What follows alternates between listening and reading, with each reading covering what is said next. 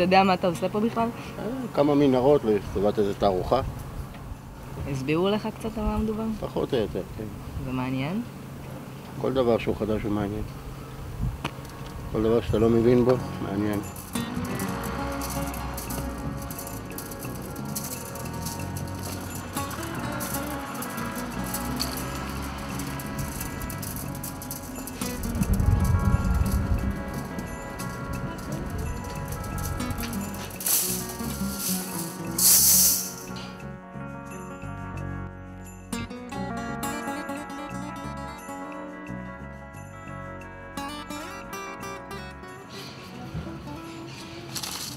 הקו שלי רץ על כל הקיר מסביב. זהו, נכנסתי, ראיתי חלק, אמרתי טוב, אני... והרעיון היה שיש מקומות שיהיו עבודות, אבל זה חלק מהעניין. ושם העבודה הזו נמצאת? כן, זו עבודה של דינה, דינה שינה? היא גמורה? אני פוחדת לשאול. זה אני לא... יכול להיות מאוד שכן. שהיא כן? יכול להיות מאוד שכן, אני לא יודעת.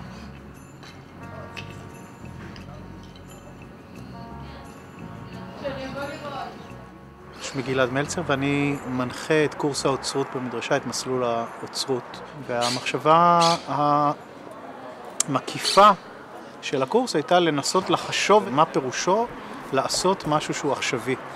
איזה תופעות יש בעכשווי, איזה שאלות, סוגיות, טענות מועלות דרך התרבות העכשווית, באיזה כלים. החלק המרכזי או הנוכח יותר של הפרויקט הזה הוא תערוכת חוץ, מתקיימת בתוך קמפוס המדרשה, ובעצם בודקת התקיימות של אומנות ביחס לחלל ספציפי, ולא חלל אומנות רגיל, גלריה או מוזיאון או חלל סגור, אלא המרחב בחוץ.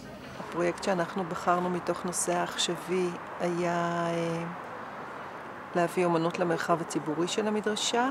הגשנו איזושהי הצעה וגלעד שהיה המרצה שלנו התלהב ממנה, ואז התחלנו בעצם לאסוף אומנים. בחרנו אומנים שיש להם זיקה לעבוד במרחב הציבורי, ושהשאלות ששאלנו עניינו אותם. קודם כל העבודה שלי היא קו אופק. היא מצוירת על החצר הפנימית של המדרשה, על הקירות הפנימיים, כיכר שבעצם לא רואים ממנה את החוץ. היא סגורה, היא אטומה, ומה שאני עושה, אני מכניסה את החוץ, את העולם החיצוני, לתוך המקום הסטרילי הזה. והמקום הספציפי הזה, קלמניה, המדרשה לשעבר קלמניה, יש לה מטען היסטורי מאוד מעניין, שמאוד מחובר אליי ואל הדור שלי שגדל על שיעורי מולדת ועל הפרחת השממה והגיבורים החלוצים שהגיעו לפה ולא היה פה כלום והם בנו ויצרו.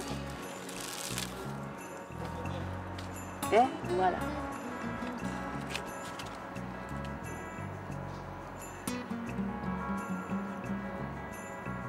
רצינו לעשות עבודה שמאוד מתייחסת למדרשה, למקום הגיאוגרפי-היסטורי שלה. וכמו שאתם יודעים, המדרשה פה היא נמצאת כרגע בין שדות. פעם זה היה פרדסים. וניסינו לעשות איזושהי הקפאה של תקופה או של איזושהי תחושה. תפוזים מאפיינים אצל אנשים בזיכרון ארץ ישראל הישנה, החקלאות, קום המדינה, וניסינו לעשות איזושהי עבודה שמדברת על הקפאת הרגע הזה, הרגע של ההתחלה, של הבנייה. וגם יש בזה משהו יפה שלאט לאט הקובייה הזאת, האובייקט הזה נמס, מתקלף, ואז יישארו הטיפוזים תלויים די מסכנים, ולדעתי יכול להיות שהם נשארו פה תוך יומיים, 3-4, הם גם יתחילו להרכיב. ובעצם זאת עבודה מאוד דינמית, עבודה שמשתנה. היא משתנה היום, היא תשתנה גם מחר, תשתנה גם בעוד שבועיים. ויש לה חיים, יש לה חיות לעבודה.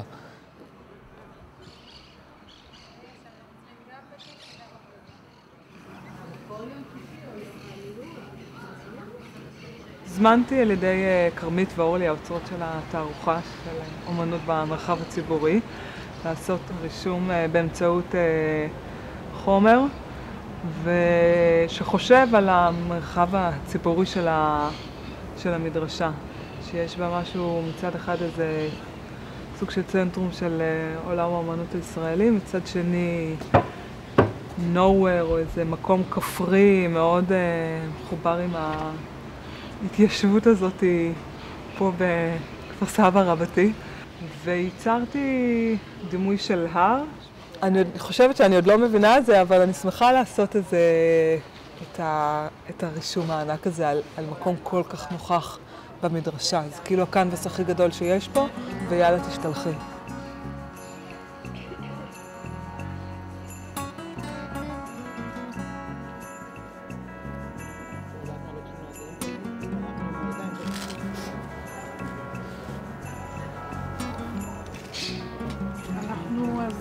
מייצרים שביל נמלים, והם יעשו את המסלול שלהם פה,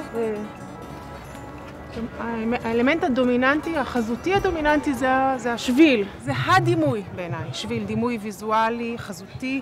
אנחנו תמיד בדרך לאנשהו, החיים הם מסע. אנחנו גם משתמשים במילה דרך, נגיד, אנחנו אומרים דרך אגב, אנחנו לא שמים לב כמה המילה דרך והמשמעות שלה, והמובן שלה, כמה הם נטועים עמוק בתוך החיים שלנו. איך תצטרכו לפצנט את הקנייה. אני חושבת שכל הסיטואציה הזאת של לעבוד בחוץ, כשהחלל לא מוגדר, נותנת לך יותר אפשרות לשחק עם הדברים, ופחות קריטי בדיוק איך התאורה תהיה ואיך הקיר ייראה, כי הכל הוא יותר פרוץ. מה שלא קורה כשאתה נכנס לתוך חלל של גלריה או מוזיאון, ששם אתה מקפיד על הכל, כי הכל מאוד מוקפד. מבחינתי גם הפסל הזה הוא לא מאוד רציני, הוא כמו מין פינת גינה כזאת, קצת עלובה, קצת מסכנה, כשהעצים בהם נראים לא ברור בדיוק מים, וזהו, ולעשות את זה באיזושהי פינה, שגם היא לא בדיוק גינה, כן גינה.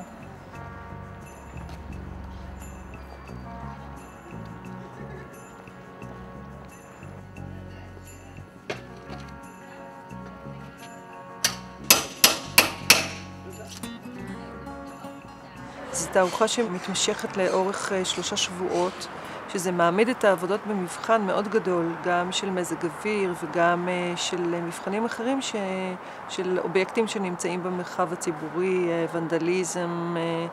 הרבה שאלות עולות כאן, וזה הכל באמת סוג של פרויקט ניסיוני כזה, כי בדרך כלל עבודות במרחב הציבורי לא נחשפות למשך זמן כל כך ארוך. זה סוג של ביקורת על הגלריות, על הסגירה של עבודות אומנות בתוך קוביות לבנות. זה באמת מתוך רצון להוציא את האומנות החוצה ולהנגיש אותה לציבור, לגרום לה לעשות את הצעד, ולא לדרוש מהאנשים לעשות את הצעד לתוך החללים הלבנים. מתבטא גם בשם אפילו של התערוכה, קוראים לה דורשים מרחב, וכמובן השם עבר כמה גלגולים, אבל הוא קשור באיזשהו מקום למהפכה החברתית, למה העם רוצה, מה העם דורש. ההתייחסות שלהם הייתה שהם גלריה שלא צריכה למכור את העבודות, ולכן הם יכולות לנסח טענות, לחשוב על אומנות, ולא לנסות למכור אומנות. ורוב הגלריות המסחריות לא חושבות, הן חושבות על בדיוק דבר אחד, מה הכי יפה וימכור. לא כל העבודות פה יהיו יפות, חלק מהעבודות יהיו מעניינות, חלק מהעבודות יהיו מאתגרות.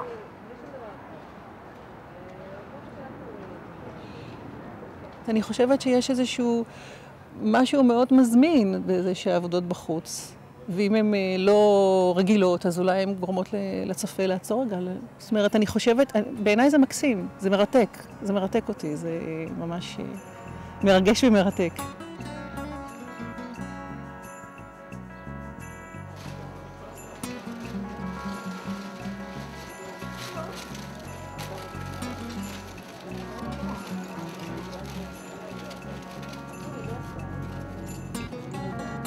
העבודות שלי הן מיועדות לתוך חללים שהם חללים סגורים. אני לא עובדת אל מרחב ציבורי, בדרך כלל. אבל הנה כאן העבודה הזאת, תבדוק את היכולות שלה במרחב הציבורי, ודווקא יש בזה משהו סקסי בעיניי, להוציא נייר אלומיניום שביומיום שלו נמצא במטבח, והיה בגלריה ובמוזיאון עד עכשיו, פתאום יוצא החוצה, מתמודד עם המציאות של העצים שנמצאים מולו, דווקא זה מעניין.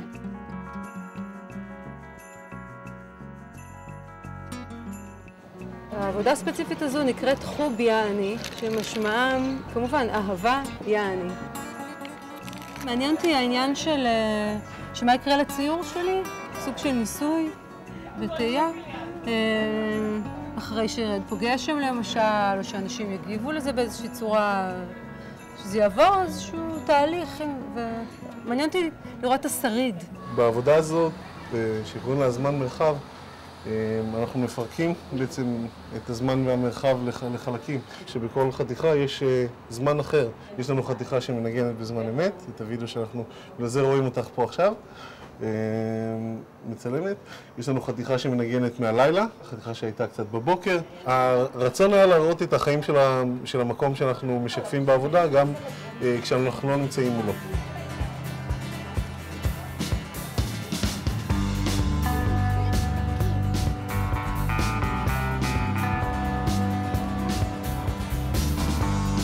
כל התערוכות שמתקיימות כרגע בפרויקט הזה במדרשה זה ניסיון להפוך את המדרשה לא רק לבית ספר שמשרת את הסטודנטים שלומדים בו, אלא להפוך למקום שהוא אבן שואבת לצרכני אומנות ותרבות מהסביבה וגם במקומות רחוקים יותר, וחלק ממהלך להפוך את המדרשה ואת הקמפוס שלה למרכז תרבותי. נדהר למערב הפרוע, זהו ליל הסדר, ואנחנו חוצים את המדבר. עכשיו רואים את העבודה. לא, כי נדלק האור, היה חושך.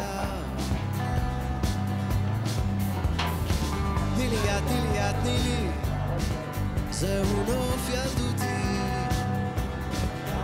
הצגות יומיות, בקולנוע